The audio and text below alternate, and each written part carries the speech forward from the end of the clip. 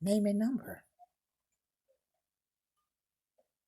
Hello? Well, how fabulous is yes? Well, how fabulous is that?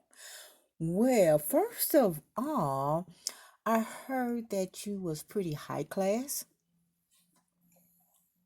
Hmm. Well, that's open to interpretation. Well, let me ask you a question. Do you Sure. do you travel around the world? Hmm. Well, currently no, but yes. And the reason why I say currently no, due to the virus that's Well, how do you feel going on. Of course, well my how traveling is limited. how do you feel about this corona virus that they call it? I'm devastated. It You just halted us in our tracks. oh my God. But it, got our attention. Yes, and people are hoarding. I mean, like out of this world. They're hoarding. They're taking, and you got to have permits to walk around in the world. You got to be in before the street lights come on. I tell you, it's what is this world coming to? Man, yeah, true. It's open to interpretation. Some would say an end, some would say it's coming to order, and some would just say this is just a phase. But I think it's something that we all need to be aware that, we should always stay prepared and be grateful for the things that we do have and Well, stop striving for what we can get tomorrow and appreciate what we got today. that's very true. That's so very true because tomorrow is really never promised to you. No, no. And this was so unexpected. It came up on us all of a sudden. Mm. Yes, you can say that, but if you were aware and paying attention, then you would have known that, you know, something was bound to happen. There was something So was it's kind of like that something was around the corner. Something was bound to happen. So it's kind of like,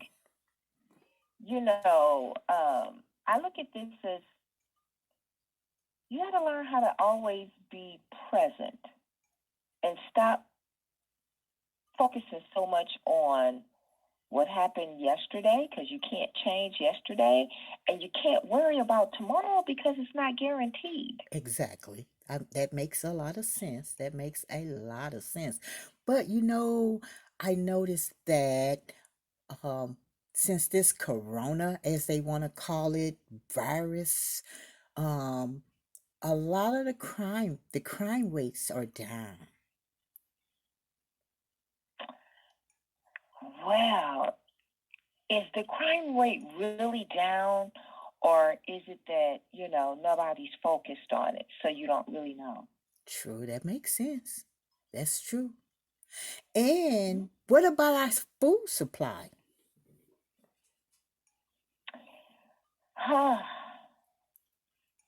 That in itself is interesting.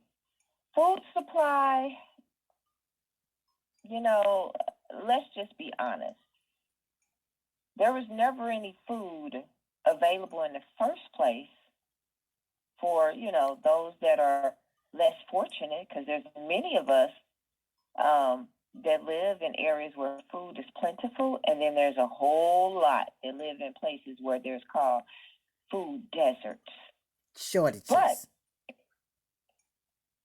no, I'm going to say food desert. And when Okay. I say that, there's a lot of places in the hood that didn't necessarily have grocery stores and different places like that, but they had little convenience stores and family dollars and the dollar stores and fast food places that had a lot of food that was unhealthy, but it was cheap.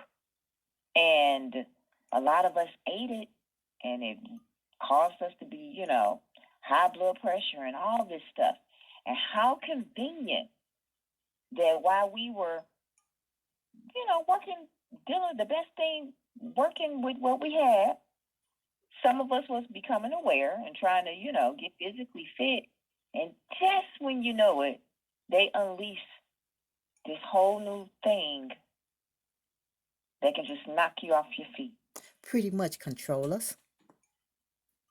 Yeah, That's yeah, that's kind of creepy, isn't it? yeah. Rationalization. But you know what?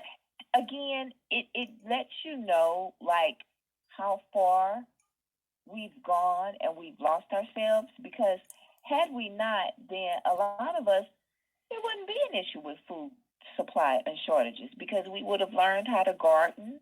We would appreciate outside instead of staying inside and being on computers and doing all that stuff. And if we would get outside and appreciate our garden and our neighborhood and our environment, then we wouldn't be in this situation. Y- y- But because we want to keep up with the Joneses and who is who and lose focus and get all off into making money, and we forgot who we were. We forgot what family was. Right, We right. found ourselves consuming. Well,